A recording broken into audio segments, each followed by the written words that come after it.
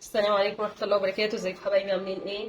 صباح الفل عليكم. النهارده طبعا ايه، من الدار للنار كده، جيت على السوق مباشرة. نزلت جبت شوية حاجات كانت ناقصاني، وهوريها لكم دلوقتي، اشارككم بالاسعار. ده فول مدشوش انا جبته علشان نعمل بيه ان شاء الله فلافل مع بعض. فانا هعمل ايه دلوقتي؟ بالمرة بقى هنزله هنا كده في البولة دي وهنقعه. يا نهار ابيض، في سوسه كده بتجري، مش عارفه ده بقى هينفع ولا مش هينفع. فبصوا، هسيبه انقعه واشوف لو هو مسوس قوي هرجعه للراجل، مش عارفه او هعمل ايه، مش عارفه والله. فده نص كيلو فول مدشوش، هسيبه انقعه ونعمل بيه فلافل مع بعض. هوريكم العجينه ان شاء الله. وكمان جبت ده جوز هند برضو، ده الحبه دول ب50 جنيه تقريبا، جبتهم من العطاره اللي جنبنا. فهحطهم في العلبه بتاعتهم. بحب ان جوز الهند بصراحه يبقى في البيت كده، بحس براحه. لو كان عملت شويه رز بلبن او اي حاجه برشها على وشه يعني وكده، وخلاص بيبقى جميل جدا. الحاجات كمان المفيده اللي حاولوا تدخلوها عندكم في نظامكم يعني تبقى موجوده في البيت. وده ذره فشار، الحبه دول تقريبا نص كيلو ب20. نص كيلو ب20. عندي هنا حبه في العلبه هزود عليها دول كده. عايزه اقول لكم ان من الحاجات المهمه جدا ان احنا نكتب الحاجات اللي ناقصانا قبل ما ننزل. فانا كتبت الحاجه اللي ناقصاني قبل ما انزل عشان اجيبها، علشان لو نزلتي وانت مش عارفه هتجيبي ايه هتجيبي حاجات ملهاش اي 30 لازمه، وهترجعي تقولي يا رب انا كنت ناسيه ايه، لا ده انا نسيت كده. فاكتبي دايما الحاجه اللي انت ناقصاكي عشان تجيبيها. ده نشا عندي كان ب20 برده، نص كيلو ربع تقريبا ولا ايه، حاجه كده يعني. البصل، جبت بصل من السوق، ده كيلو ونص تقريبا، كان الكيلو ب12 ونص. ايوه. وده بتنجان بصراحه لقيته حلو قوي وسعره مناسب اليومين دول، ب8 جنيه تقريبا كيلو، فده تقريبا 2 كيلو.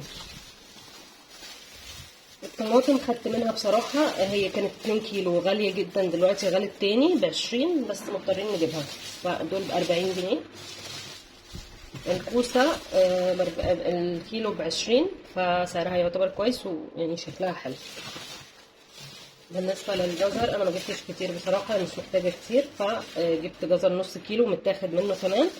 وجبت ربع فلفل كان ب10، فلفل كوبي. وده طبعا الليمون، هنا جبت ليمون. الليمون كان ب10 تقريبا الربع، ده ربع برضه عشان مش بستهلكه كتير. واخر حاجه في الخضار دي تقريبا جبت خضره محشي، وجبت طبعا حبيب قلبي ورق العنب، عشان دلوقتي اللي حابب ان هو يفرزه ده وقته. لو عايزين تفرزوا دلوقتي ده وقته بصراحه. طعمه بيبقى مختلف تماما عن المعلب او اللي احنا بنجيبه، اللي هو بيبقى ايه، مجمد. بصراحه ملوش اي لازمه ولا له طعم اصلا. لما بتجربي اللي هو الطبيعي، اللي هو بحاله كده، وانت بتسلقيه في الموسم كمان بتاعه، بيبقى مختلف تماما عن ان انت تجيبيه معلب او كده. بصوا حاجه ما شاء الله اللهم بارك، جميل جدا. ده كان عامل قد ايه؟ الربع ب30. الربع ب30. ودي الخضره بتاعته. انا بقى اقول لكم الحاجات اللي هنا دي ايه. دي ازازه زيت انا جبتها عشان هوريكم بيها وصفه ان شاء الله، هعمل لكم بيها وصفه للشعر. وكمان ده زيت دوار الشمس تقريبا. بس هو زيت يعني مش مهم، مش هستعمله الاكل كده كده، فجبته عشان الشعر، فما همنيش الماركه يعني. اسمه صفين. فده ب55. الازازه دي قد ايه؟ 650 مللي. حلوه جدا وشكلها فاتح. والست اللي بتبيع قالت لي انا مجرباه في بيتي وجايباه وكويس جدا، فقلت اوريه لكم يعني لو حد حابب انه يستهلكه. قالت لي للاكل برده ممتاز، فممكن اقلي بيه بس مش للاكل يعني. الاكل طب انتوا عارفين انا بغير بقى الموضوع، الزيت النباتي مش بحب ان انا استعمله كده، فبحاول استعمل زيت زيتون. فده صفين ده. وجبت طبعا ده اللي هو اهو عليه سعره 25. دبس رمان، ده برضو عشان ورق العنب، عشان بصراحة معاه بيبقى خطير. ده جايباه مخصوص عشان اعمل بيه ورق العنب. بالنسبة برضو لدول مع بعض كده، دول هنعمل بيهم وصفة مع بعض ان شاء الله. هقول لكم ايه هي مع بعض. ده زيت خروع وده شبة، هنعمل بيها وصفة مع بعض ان شاء الله، هقول لكم ايه. ودي بتاع ده اسمه ايه، صبار لوشن. لا مش لوشن، جل صبار. جل صبار ده جل صبار، جبته عشان البشرة وكده وبيهدي يعني، ولما تيجي تعملي شيفنج بتحطي على وشك منه بيبقى ممتاز. بس صراحة مش فاكرة سعره ايه، يعني بنتي اللي جايبهولي فانا مش عارفة سعره ايه، بس حبيت ان اوريهولكم. فده للشيفنج. وبس كده حبايبي، كده المشتريات خلصناها. تعالوا نشوف هنعمل ايه مع بعض. تعالوا بقى اشارككم بقى الخلطه اللي قلت لكم عليها. هنعملها مع بعض من زيت اللي هو زيت دوار الشمس، اي نوع مش مشكله. تمام. بصوا بقى، انا عندي زيت النرجيل ده اللي هو النرجيل الابيض النقي ده. كنت بصراحه بجيبه في الامارات، كان بيبقى مختلف تماما عن اللي انا جبته من هنا. انا طلبته من امازون بس طلع بصراحه ولا له علاقه اصلا بالنرجيل الاصلي. تمام. فبصوا بقى هقول لكم على حاجه انا عملت ايه. انا من الشتاء اللي فات رحت جايه حطيت العلبه بحالها زي ما هي كده، ما فتحتهاش. انا يا دوب دلوقتي فتحتها باللي هي الفتاحه بتاعت العلب. وعملت ايه بقى، كنت بحط من هنا بقى، شايفين الخرم اللي هنا ده، كنت بحط منه الروزماري. فحطيت عليه روزماري من غير ما افتح العلبه خالص، وكميه كبيره يعني، مليت العلبه خالص كلها روزماري. تمام. وسبته حوالي 3 4 شهور في حته في الدولاب، مرمي ورا خالص في حته ضلمه. عشان ايه؟ عشان بقى ياخد نكهه الروزماري ويطلع بقى معانا ايه، زيت الروزماري. عارفين اللي هو بنقعد نشتريه بمبالغ وهميه. عايزه اقول لكم اقسم بالله ريحته خطيره خطيره يا جماعه.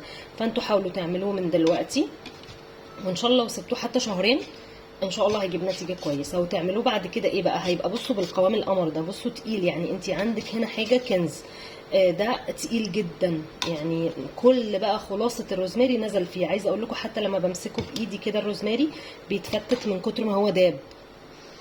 فجربوا الحاجه دي، انا ما شفتهاش عند حد تاني والله، انا عملتها من نفسي كده. انا بصراحه كنت مش عارفه اعمل ايه في الزيت، فهي دي الفكره اللي جات لي، فقلت اشارككم دلوقتي وانا بفتحه عشان نعمل منه حمامات زيت وكده. فهتعملي ايه بقى، هتخفي القصه دي كلها بزيت دوار الشمس، اي نوع يكون كويس يعني، شغال اي نوع شغال. تمام. فهحطه عليه. هتحطي بقى كميه مناسبه طبعا. وبعد كده هتعملي ايه، هتقلبيه كويس جدا وتصفي الكلام ده كله. هيطلع معاكي زيت زيت روزماري خطير خطير خطير، كحمام زيت بقى لشعرك. عايزه اقولك هتعمليه وتدعي لي والله.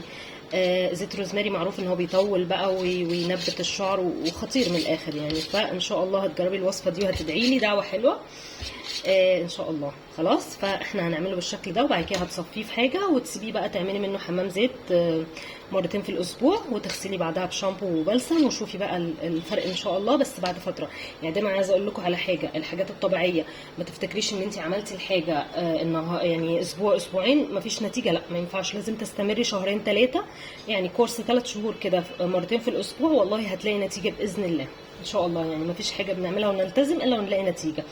فاتمنى تكون الوصفه دي عجبتكم يعني. عملتها والله علشان افيدكم بيها، وان شاء الله تستفيدوا بيها باذن الله. بصوا بقى، هنا انا جبت المصفى اهي، مصفى تكون ضيقه شويه، وهنعمل كده. بصوا التقل، انا عايزاكم تلاحظوا بس وهو بينزل قد ايه القوام رهيب خطير.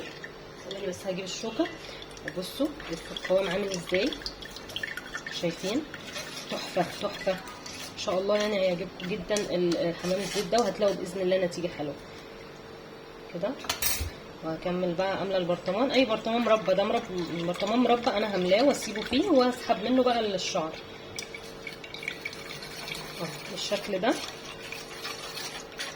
ولو حابه ان انت بس هو خلاص احنا حطيناه في حته ضلمه. ليه؟ عشان هو كده، هو بيبقى لازم يتحط في حته ضلمه يتساب فيها.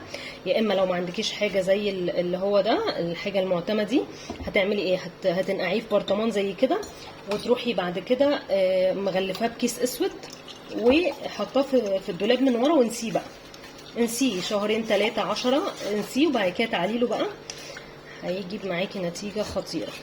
انا بس حبيت اصفي عشان اوريكم بس مضيعش الوقت. بصوا القوام من جوه عامل ازاي خطير. ده كمان عايز يتخفف زياده، فهتعملي كميه حمام زيت لا باس بها يعني، كميه حلوه جدا تكفيكي الصيف وتكفيكي لغايه الشتاء وبعد الشتاء كمان، فحلوه قوي. تمام.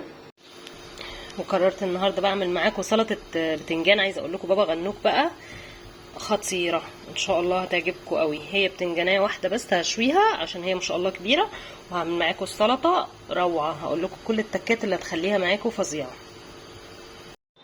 تعالوا بقى اشارككم ازاي بعمل هي البابا غنوج. عايزه اقول لكم اول حاجه احنا شوينا هنا، انا شويت بتنجانتين بصراحه هنا لان لقيت واحده انها تبقى بسيطه يعني صغيره، لقيت قلبها مش كبير فعملت التانية. تمام، فدول 2 بتنجان مشوي. اوكي، احلى حاجه بقى عايزه اقول لكم ان انا لما شويتها على عين البوتاجاز مش عارفه ليها نكهه مميزه خالص، ملهاش علاقه بنكهه الاير فراير او لما بنشويها في الفرن. هل انتوا معايا في الحاجه دي ولا لا؟ قولوا لي. فطعمها هنا بيبقى احلى، معرفش حسيت كده، قولوا لي برضو لو انتوا زيي ولا ايه. حطيت هنا يا دوب ملح وفلفل، وحضرت عندي توم هنا، دي معلقه صغيره بس توم مفروم، وهحط كمان فلفل هنا، فلفل كوبي متقطع صغنن، هو المفروض اصغر من كده بس انا بصراحه يعني ايه بحبه ان هو يبقى حجمه اكبر شويه، بحب طعمه فكبرته. انتوا براحتكم بقى، ممكن تصغروه عشان يبقى يعني شكله صغنطط كده وحلو. تمام، هنا بقى عندي هنا دي 4 معالق من الطحينه. كل ما كترت الطحينه كل ما احلى، انا بصراحه كنت بحط طحينه معلقتين مثلا، فبلاقي لا، ف4 معالق مناسب جدا ل2 اللي هم عدد 2 بتنجان. اوكي، بعد كده بقى بتخلطوا بقى كده، مش محتاجين ان احنا نعمل الطحينه لوحدها ونرجع نعمل اللي هو ده لوحده. اوكي، مش محتاجين نعمل الطحينه، قصدي ندوبها لوحدها وبعد كده نحطها عليه، لا بنحط الطحينه فوقيه كده بيبقى طعمها اجمل بكتير ما ان احنا نفكها بميه وكده، لا ما نحطش ميه خالص. اوكي، ودلوقتي دي طماطم مقشراها انا، نحطوا بس الطماطم بالشكل ده هتعجبكم قوي، وكمان لو عندكم جزر، بس انا بصراحه ما حطيتش جزر يعني، بس ساعات بعملها بالجزر يعني، من ضمن المرات اللي بعملها بالجزر. وهتظبطوا بقى ملح وفلفل، هتشوفوا الدنيا ايه. واخر حاجه بقى هنحط معلقه صغيره، هي معلقه كبيره تعتبر مش صغيره، من الخل على حسب ذوقكم يعني، برضو الخل والملح وكده بيبقى على حسب التحديقه، انتوا بتحبوا الحاجه حادقه لا بتحبوها اقل حدوقيه، فالموضوع ده يرجع ليكم. دلوقتي هعصر ليمونه وهشيل البذر دلوقتي اللي وقع ده، مع اني شلت منه بذرايه بس هو فيه بذر كتير. تمام، شيل البذر اللي هنا.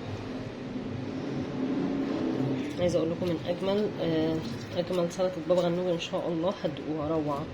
عايزه اقول لكم طعمها مميز جدا وخطيره. فكده خلاص انا خلصتها يعتبر،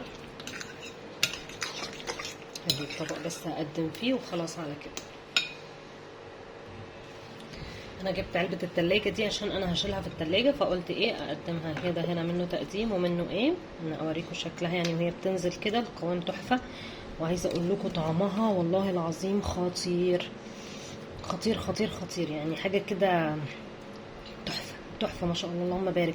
وما شاء الله اللي هو الشوي على البوتاجاز ملوش علاقه خالص بالاير فراير، جربوا تشووا على البوتاجاز احسن من الاير فراير 100 مره، واحسن من الفرن 100 مره، الطعم في حته تانية خطير.